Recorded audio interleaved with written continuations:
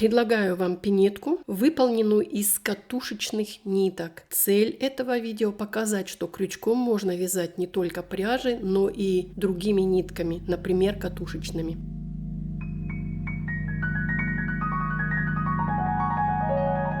Здравствуйте, уважаемые подписчицы и гости моего канала. Предлагаю вам вот такую пинетку. Я ее сделала из фиолетовых ниток. Очень красивый цвет. Сделала деревянную пуговку впереди и белый шнурок с люверсами. Чтобы не забыть, какого она размера, я вам сразу ее замерю. 10 сантиметров по подошве. Пяточка 4, а передняя часть 5,2. Глубина мыса 3, ширина мыса 4,5, высота бортика 2, до платформы полная высота 5 сантиметров. Эти пинетки на малыша примерно от 0 и где-то до 4, 5, 6 месяцев. Все зависит от малыша. Немного о материале. Я буду вязать нитками, они похожи на катушечные. Здесь в данном случае намотка на бобину. Это тонкая нить, которой, если ее смотать на обыкновенную катушку, то ей можно шить на машинке. Я буду вязать в 3 сложения. Также мне понадобятся белые нитки, это маленький клубок, только сделать 2 шнурка. 2 основных крючка. Первый крючок 2,10 у меня, но подойдет крючок 2. Этот крючок японский, поэтому немножко интересный номер у него. Я вязала им только подошву. Все остальное вязание вязала крючком 2,5. Третий крючок очень тонкий, он на единичку. Этим крючком я подбираю затянутые тонкие петли и прячу хвостики. Также мне понадобятся ножницы, 2 маркера, фетровая стелька, которая будет служить прослойкой между 2 вязаными подошвами, иголка для того, чтобы пришить деревянную пуговку. Вы можете выбрать свое какое-то решение. Люверсы металлические, мне понадобится на каждое изделие 6 штук. И если у вас нет никаких люверсов, можно сделать спокойно без люверсов, в этом проблем нету.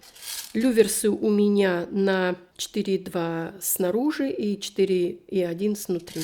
Ну и щипцы. Подошва у меня уже связана. 2 вязаных подошвы и прослоечка между подошвами. Связала я крючком 2,1. Подошва у меня связана из 17 воздушных петель. По окончанию вязания 72 петли. Подошва у меня не симметричная, так как она у меня начинается сбоку. Вот он шов. А значит, соответствие петель не будет симметричное. Здесь будет меньшее количество петель, а здесь будет больше количество петель, когда будете вязать. У меня на канале есть несколько видео по вязанию такой подошвы. Итак, одну подошву откладываю в сторону. Я буду вязать крючком номер 2,5. Приступаю к вязанию уже самой пинетки. Начинаю с бортика. Беру подошву. Подошва у меня с лицевой стороны. Ввожу крючок, разворачиваю на изнаночную сторону и вкалываю в рядом стоящую петлю. У меня образовывается вот такой уголочек.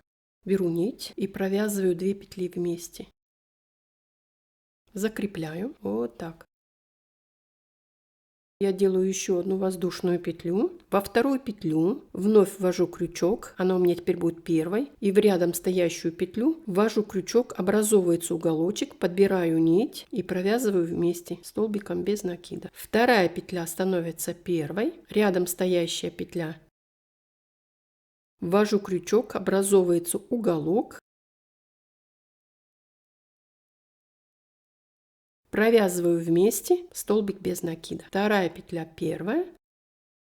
Провязываю вместе столбик без накида. И так далее. Этот ряд мне нужно провязать до конца. Вот посмотрите, что у меня получается. Вот с этой стороны все стежочки одинаковые, значит петли не пропущенные. С другой стороны, почему его называю мини-ряд? Потому что фактически это не ряд, это подготовка при вязании 90 градусов. Этими петлями мы будем вывязывать бортик. А вот эти боковиночки, они останутся у нас для того, чтобы выполнить или очень красивый кант, или привязать вторую подошву. Итак, я провяжу до конца, до предпоследней петли, покажу, как я закрываю этот ряд. Итак, провязала бортик практически до конца. Все петельки у меня провязаны до единой. Вкалываю крючок и делаю соединительную петлю. Закрепляю ее и из этой же петли вновь вывязываю петлю. Теперь я буду вязать уже основной бортик столбиками без накида. Это самая простая петля, когда мы вводим крючок, захватываем петлю и провязываем 2 вместе. Вот так. Бортик будет состоять из 6 рядов. 5 рядов у меня будут провязываться без изменений. В 6-м ряду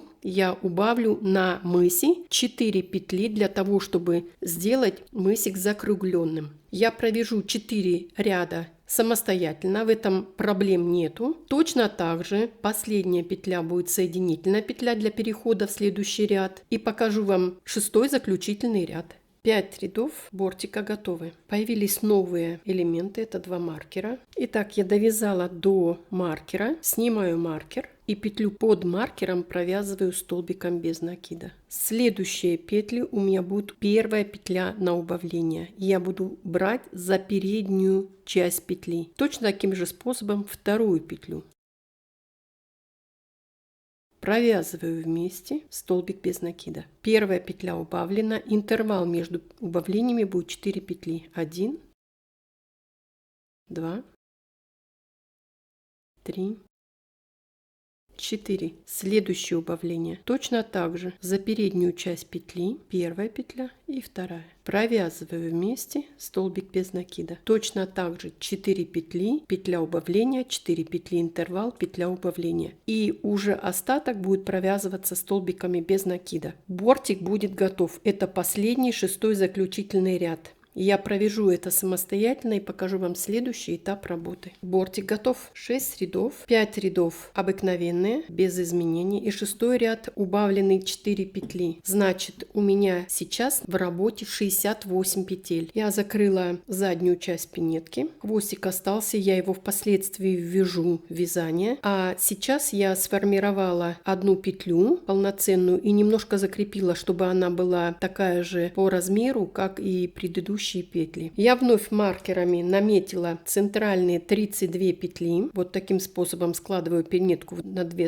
части. Я обязательно внимательно смотрю, чтобы у меня маркеры были параллельны. Почему это важно? Если ошибиться где-то на 2 петли, это уже заметно, не будет симметрии. Итак, 32 петли, 68 петель в работе, 32 петли я наметила для вывязывания мыса. Петли под маркерами в работе не участвуют. Мыс мой будет состоять из 8 петель. 32 минус 8 будет 24. 24 это петли на 2 стороны. 24 поделить на 2 будет 12. Значит, я начинаю вязание с 13 петли. 2, 4, 6, 8. 10, 12. Буду я вязать за полную петлю. Первая петля закрепляющая. Провязываю из этой же петли вторую петлю. Пальцем придерживаю остаток пряжи и провязываю столбик без накида. Вторую петлю и последующую. 2, 7 и 8.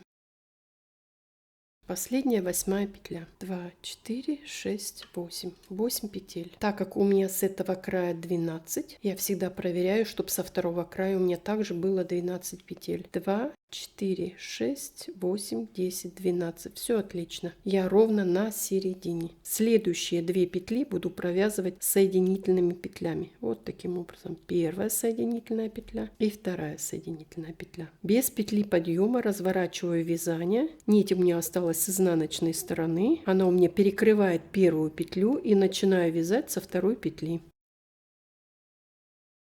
1, 2, 8 и 9. Это первая петля, она немножко такая затянутая, тонкая. 9-я петля. Начинаю вязать, провязывать с другой стороны. Крючок завожу с лицевой стороны вот таким образом. Вкалываю, подхватываю нить, провязываю соединительной петлей. Вторая петля, подхватываю нить, провязываю соединительной петлей. Разворачиваю вязание, нить находится с изнаночной стороны, и здесь очень хорошо видно. Первая лицевая петля, мы ее пропускаем. Вторая петля, начинаю вязать со второй петли. Этим самым я буду прибавлять петли. Мыс мой будет состоять из 12 петель. 1, 2, 9, 10. Итак, мы начинали с 8, теперь у меня уже в работе 10. Мне нужно еще прибавить 2 петли. Таким же способом я прибавлю 2 петли и покажу вам следующий этап работы. Итак, 12 центральных петель я провязала. По-прежнему провязываю первую соединительную петлю, как и в прибавлении петель, и вторая соединительная петля. Без петли подъема разворачиваю вязание, нитью перекрываю первую петлю, вторая петля у нас остается и начинаю вязать с третьей петли. Первая. Тем самым я хочу оставить центральные 12 петель и больше не прибавлять. Вторая. 11 и 12. С другой стороны также завожу крючок с лицевой стороны, подхватываю нить.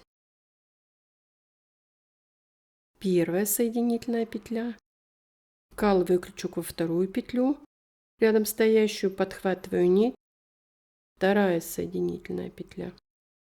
Разворачиваю вязание. Здесь уже видно первая петля, вторая петля. Так как мы не прибавляем, первые 2 петли пропускаю и буду начинать вязание с третьей петли. 1, 2, 11 и 12.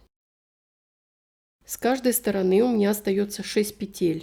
2, 4, 6. Я провяжу еще 2 ряда таким же способом, начиная с третьей петли, для того, чтобы у меня осталось центральные 12 петель. И я покажу, как провязываю последние 4 петли. Ну вот, посмотрите, провязала еще 2 ряда. У меня с каждой стороны осталось по 4 петли. 1, 2, 3, 4. И с этой стороны до маркера. Для того, чтобы сделать запах, я буду провязывать последующие 4 петли за середину. Первая соединительная петля и вторая часть петли. Эти передние доли понадобятся для вывязывания задней части пинетки. Без петли подъема начинаю вязать с третьей петли. Прибавлять я не буду. Я хочу до самого конца провязать мыс, который состоит из 12 петель.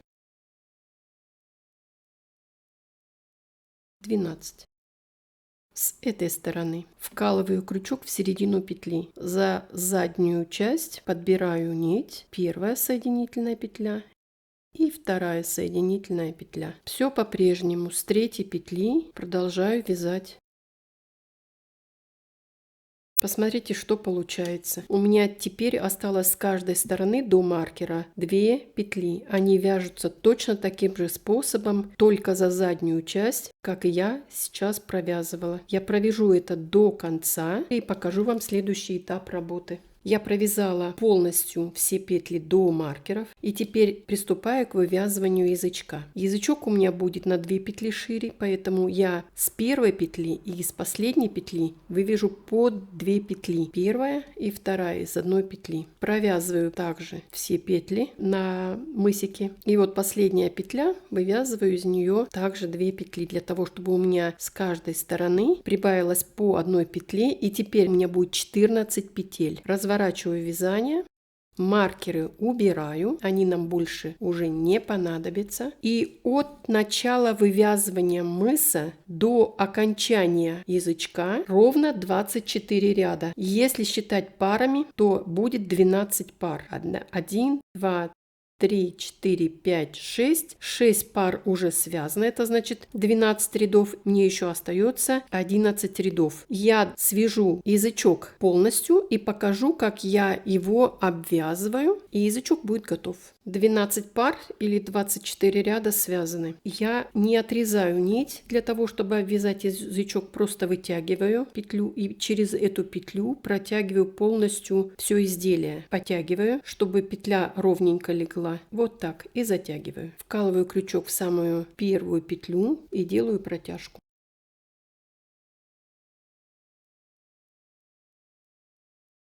И потом начинаю обвязывать. Делается это очень просто. Протяжку ввязываю в вязание.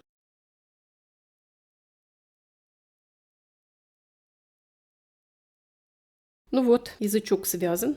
Теперь мне осталось последнюю заключительную деталь. Это держатель для шнурка. Итак, делаю петлю. Вот такой величины она, небольшая петелька. Я сделала на расстоянии от 8 рядов вниз. Я буду ориентироваться по первой пинетке, которую я связала. 1, 2, 3, 4. Так как у меня 14 петель, я крючком намечаю точку и отсчитываю. 1, 2, 3, 4, 5, 6, 7. И я ровно на середине. С изнаночной стороны вкалываю крючок. И вот эту мою сформированную петлю вывожу на изнаночную сторону вместе с узелком, совсем. Разъединяю нитки.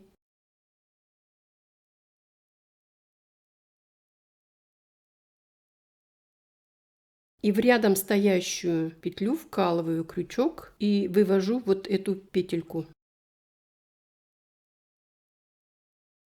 И провязываю первую петлю. 1, 2,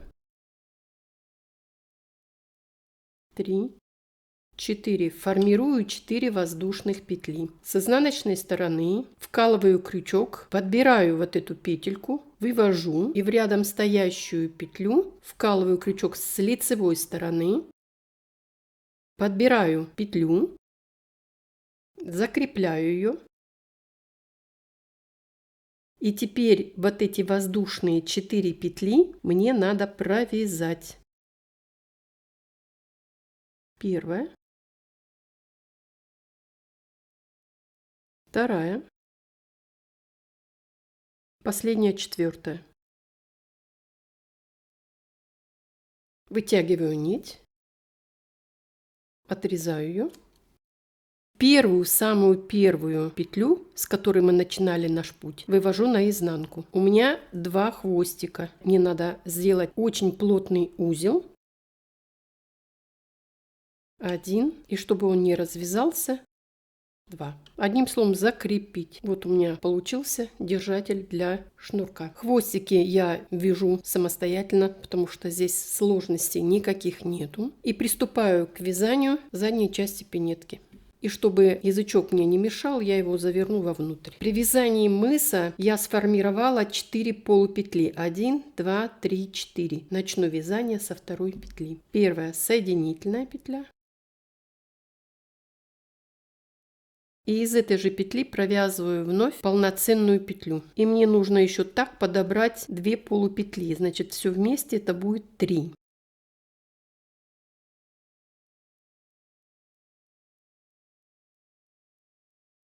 Одна у нас пока в резерве. Одновременно ввязываю хвостики вязания и перехожу уже на полноценные петли. Буду это вязать столбиками без накида. Вот посмотрите, уже видно вот это расстояние, вот этот запах. Со второй стороны я точно так же провяжу 3 полупетли и последнюю петлю оставлю пока свободной. Я провяжу этот первый ряд и покажу вам следующий второй ряд. Ну вот первый ряд связан, и теперь приступаю к вязанию второго ряда. Мой задник будет состоять из 8 рядов. И в каждом четном ряду, во втором, четвертом, я буду пропускать первую петлю. Я буду просто ее не провязывать. Этим самым я буду делать скосы на боковиночках. Также буду вязать столбиками без накида. Я провяжу 8 рядов самостоятельно. Мы повстречаемся тогда, когда задняя часть пинетки, все 8 рядов будут провязаны. Ну вот, 8 рядов в высоту готовые. Теперь делаю опять петлю большую и по принципу как вывязывания и обвязывания язычка, не обрезая нити, делаю узелок. И теперь уже в работу будет входить первая полупетля. Также делаю протяжку, обвяжу полностью изделие со всех сторон, получается вверх тоже. У меня на боковинках должно сформироваться 9 петель. Одновременно ввязываю протяжку вязания и перехожу на верхнее полотно. Так мне нужно обвязать с 2 сторон. Мы повстречаемся, когда полностью весь верхний ряд будет обвязан. Итак, я почти обвязала заднюю часть пинетки. У меня остается предпоследняя петля. Разворачиваю вязание и вот эта последняя петля провязываю вместе. И начинаю обвязывать уже второй ряд. Этим самым я буду формировать уже петли. Первые 2 петли столбик без накида. 2 воздушные петли. Петлю пропускаю, через петлю интервал будет 2 петли. Вновь 2 столбика без накида, воздушные петли 2 штучки, петлю пропускаю, вновь промежутки между петельками 2 столбика без накида, 2 воздушные петли, я вышла на вершину, петлю пропускаю и провязываю также вверх пинетки. Вот посмотрите, я сформировала 3 петли, мне их надо еще укрепить.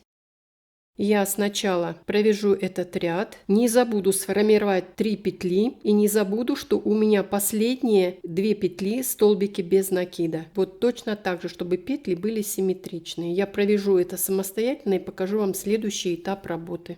Итак, петли сформированы с двух сторон. Я проверила, что они симметричны. Последние 2 петли столбик без накида, как и я начинала. Разворачиваю вязание на лицевую сторону. Нить закладываю с изнаночной стороны. Первая полупетля, которую мы уже использовали. Я буду ее использовать вновь. Подбираю вот эту петельку, которая у меня осталась от провязывания последней петли этого ряда. Провязываю вместе. И начинаю формировать стабильные петельки. 2 петли, которые у нас были, столбик без накида, провязываю столбиком без накида.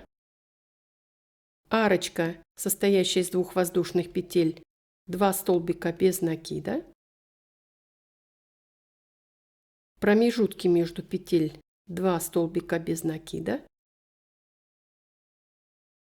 Арочка, 2 столбика без накида и так далее.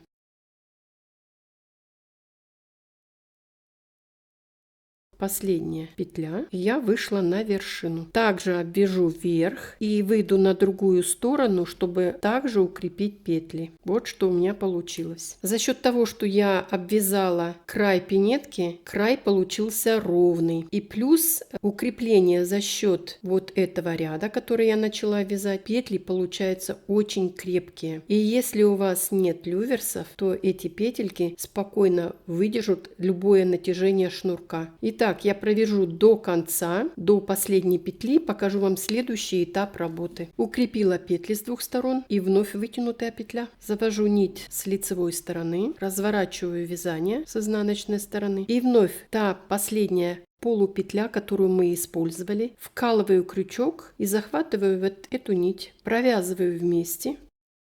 Нам нужно укрепить верхний кант пинетки для того, чтобы в процессе носки вязание не растягивалось. Я это буду делать с изнаночной стороны соединительными петлями. Если делать этот кант цветным, то он будет выполнять двойную роль, как дизайнерскую, так и, соответственно, очень важную роль не дать растянуться краю пинетки. Со стороны петелек это двойное укрепление. За счет вот этого ряда соединительного кант становится толще. Итак, я довяжу до конца и покажу вам следующий этап работы. Ну вот, пинетка практически готова. Мне осталось пришить пуговку вот сюда вперед, вставить люверсы, связать шнурок. На моем канале есть вязание шнурка двух видов. Это кругленький шнурок, я его называю полый, а есть плоский шнурок. Я пришью сначала пуговку и покажу, как я вставляю люверсы.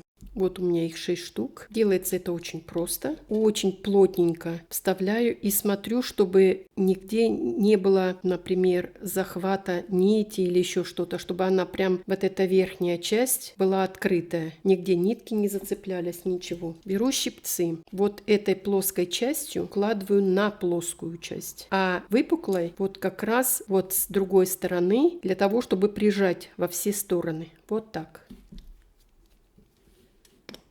Определенные усилия прилагаю, так как щипцы подходят под размер люверсов. Естественно, люверс не деформировался. С другой стороны у меня очень хорошо разошлось в разные стороны. Итак, я вставлю люверсы до конца, все 6 штук, уже 5, и покажу, как я делаю подошву. Ну вот, все готово, кроме подошвы. Мне нужна вторая подошва, она уже связана. И мне нужна вот такая фетровая стелька. Фетр тонкий, 2-2,5 мм. Очень эластичный. Мне нужен крючок на 2,5. И я беру крючок вот самого меньшего размера. Ищу вот эту точку, с которой мы начинали вязать. И ищу ту же самую точку на другой подошве. Вот так аккуратненько ее расправляю, чтобы она была ровно. И крючком подбираю 2 петли. Вот так.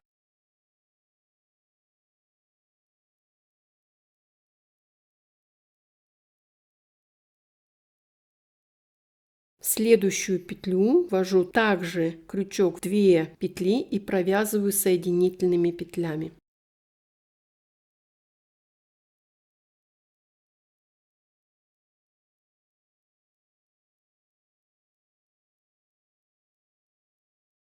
Вот так. Я провяжу это примерно вот до этого расстояния. После закругления я оставлю вот такой шлиц, вот такую дырочку, для того, чтобы мне удобно было вставить фетровую стельку, не деформируя, чтобы она ровненько прям вот легла, без всяких загибов. Итак, я провяжу это до закругления и покажу вам следующий этап работы. Закругление прошла, оставила вот такое расстояние. Вот эту пряжу, вот эти хвостики все заправляю вовнутрь. И теперь аккуратненько вставляю прослоечку и начинаю привязывать. Вот эта прослоечка не должна быть очень большая и не должна быть маленькая, потому что если она будет маленькая, это новое вязание, подошва еще полностью не растянулась, и при носке, при термической обработке само вязание вытянется, а стелька останется прежней. Я подбираю одну петлю и вторую петлю и провязываю вместе. Вот так. Зазор уменьшается, вкладыш потихонечку входит вовнутрь, как говорится, прячется. Я провяжу это самостоятельно и покажу вам уже готовую пару. Вот я закончила вязать, отрезала нить, но чтобы у меня здесь не было дырочки и было закончено, я беру крючок меньшего размера и формирую еще одну петлю. И уже потом вывожу ее с первым хвостиком, с которого я начинала вязать. Заворачиваю вязание и ищу эту точку.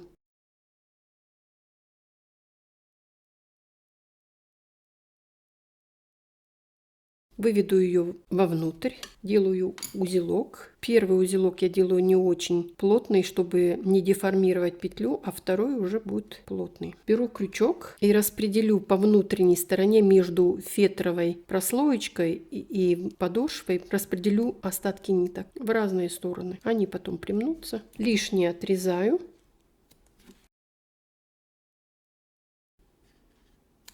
Вот он шнурок. Вновь помогаю крючком. Заправляю шнурок, чтобы он не мешал мне. И вот она, пара готова. Посмотрите, как хорошо и качественно получилось, несмотря на то, что это практически катушечные нитки. Я желаю вам мира. Я желаю вам гармонии. Вяжите в удовольствие, радуйте своих внуков, своих племянников, родственников. Радуйтесь сами от проделанной вами работы. И если у вас что-то не получилось, получится в следующий раз. До свидания, до следующей встречи.